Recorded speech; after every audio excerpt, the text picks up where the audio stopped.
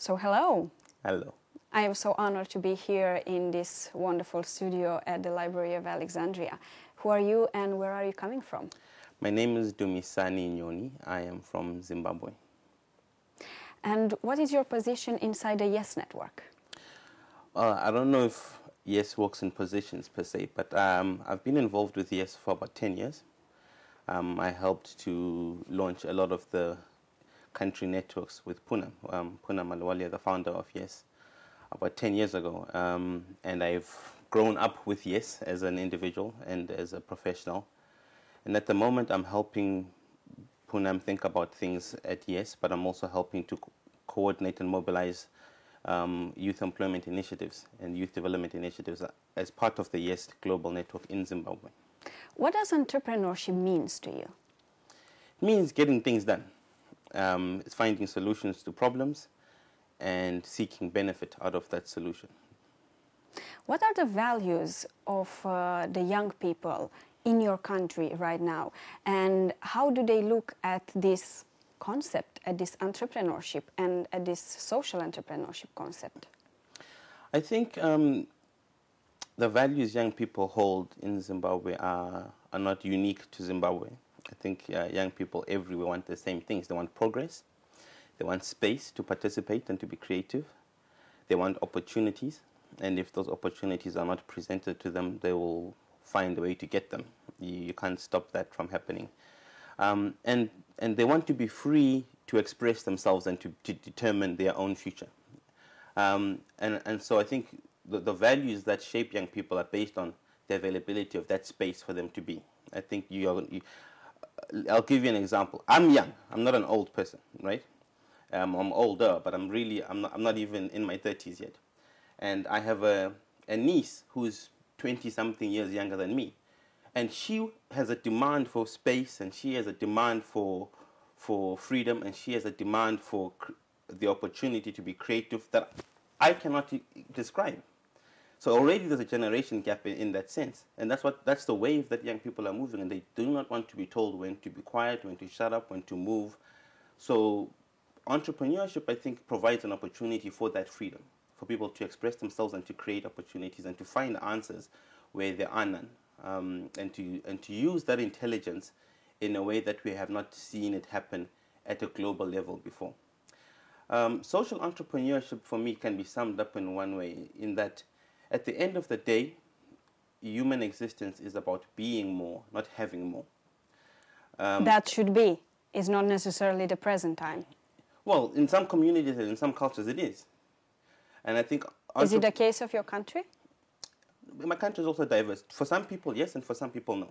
Because historically, people think of entrepreneurship as business, making money, profit, right? Social entrepreneurship is saying, right, when you have all that profit, what are you? What defines you when you now have $1 billion? Do you want to have 2 billion, 3, 4, 20 billion? Or do you want to be something else? So historically, it was philanthropy, make $1 billion, give away $500 million. Social entrepreneurship says we don't have to separate those two things. I can do well, find a solution that creates not only financial profit, but social profit. And at the same time as having more, I am being more because my world at the same time holds two value systems that have been made to be conflicting unnecessarily. Making money and making good are not conflicting. So social entrepreneurship says, well, how can I be more while I have more? We are living nowadays times of change.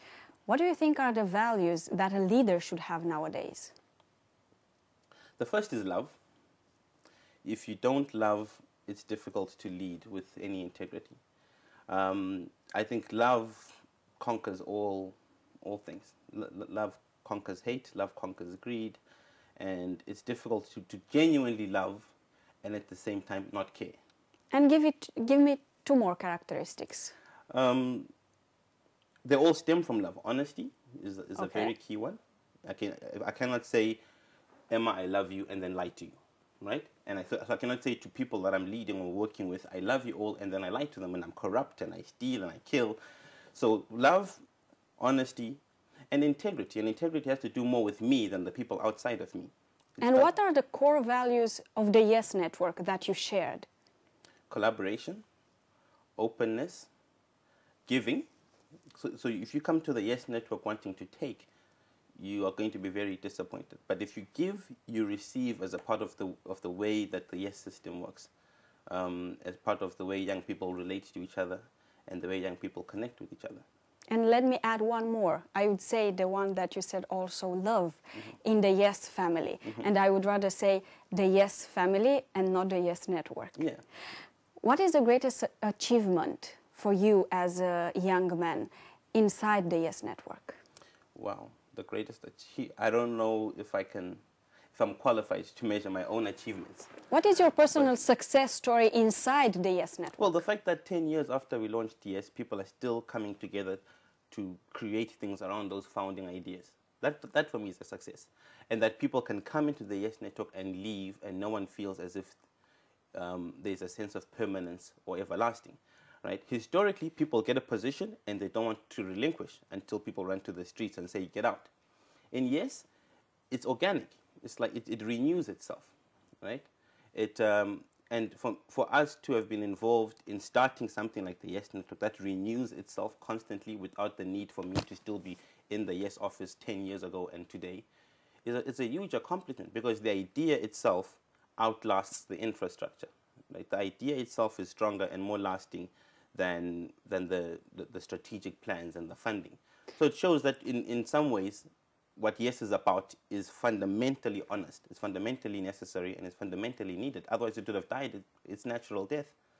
And it's still there. Where do you see yourself and the Yes Network in the next 5 years? Myself, in the next 5 years, I'll be a father, inshallah. That's where I see myself on a personal level. At the end of the day, nothing else matters, but can I contribute to the world in something meaningful? I may not have my own children, I might adopt them, I'll be an uncle, but it's to be in that place in life where I'm giving to others who are younger than me. And how would this role as a father fit to the Yes Network and the work that you do together with the Yes Network for the community? Two questions. In the Yes Network, where I see myself as helping to answer the question that will be relevant in 5 years' time. I can't preempt that. But whatever's a relevant question in 5 years' time, if Yes is still relevant, I'll be there. Tell me just one characteristic of the ideal world for you. Again, I go back, and of course you forgive me, but I go back to love. In the ideal world, we all understand love, and love doesn't threaten us. I wish all the young people in the world to feel the love that the Yes Network is offering to its member. Come to the Yes Network. Thank you very much. I agree. Thank you very much.